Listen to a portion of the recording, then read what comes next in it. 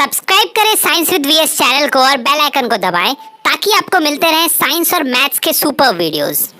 चलिए देखते हैं हमारा थर्ड क्वेश्चन क्या कहता है। If the tower 30 metre high cast a shadow 10√3 metre long on ground then what is the angle of elevation of the sun. Sir देखिए basically आपको क्या पूछा है, इस फिगर को देख के आप समझ सकते हैं। एक टावर है, मान लीजिए जीटी या टीजी जो भी बोलिए, एक टावर है, ठीक है, जो कि 30 मीटर अब फ्रॉम द ग्राउंड, मतलब लंबा है, हाइट उसकी 30 मीटर है, ठीक है। अब सन तो कहीं यहीं पर ऊपर ही होगा, है ना, ऊपर ही कहीं सही सन होगा। तो हम लोग जब भी ऐसे क्वेश्चंस आते हैं सन से रिलेटेड, मतलब सन एक शैडो बना रहा है वैसा रिलेटेड, तो सन को सर टावर के टॉप पे रख के हम लोग मेजर कर देते हैं, मतलब सिंपल, ठीक है, ऐसे ही करते हैं, ठीक है। अब यहां सन है तो सन से शैडो जो बना रहा होगा वो नीचे ही तो बना रहा होगा, ग्राउंड पे बना रहा होगा, तो उस शैडो का जो लंबाई है वो आपको 10√3 मीटर दे दिया है, ठीक है। अब एंगल ऑफ एलिवेशन ऑफ सन यही आपसे पूछा है, तो वो क्या हो जाएगा सर, कैसे निकल जाएगा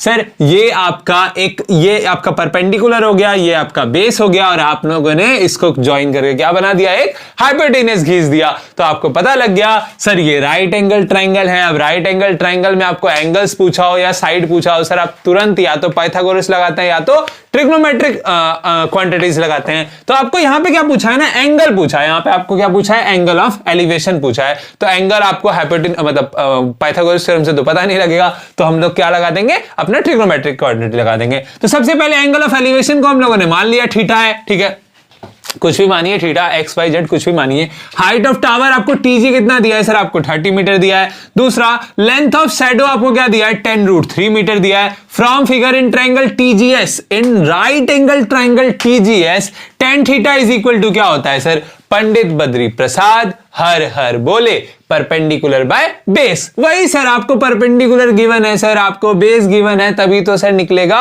एंगल, है ना। आप हाइपोटेन्यूज वाला अगर लगा देते हैं, कोई क्वांटिटी ऐसा लगाते हैं इसमें हाइपोटेन्यूज हो, तो हाइपोटेन्यूज तो आपके पास है ही नहीं सर गिवन, तो कहां से लगाइएगा, कहां से निकलेगा बताइए। अब tan theta is equal to 30 by 10√3, tan theta is equal to √3। Sir इसको कैसे सॉल्व किया है देख लीजिए आप, ये 10 3 कट गया, ठीक है। अब हम 3 को क्या लिख सकते हैं, 3 को लिख सकते हैं √3 इंटू √3 बाय √3 ऑलरेडी है, तो √3 कट गया, सिर्फ √3 आया।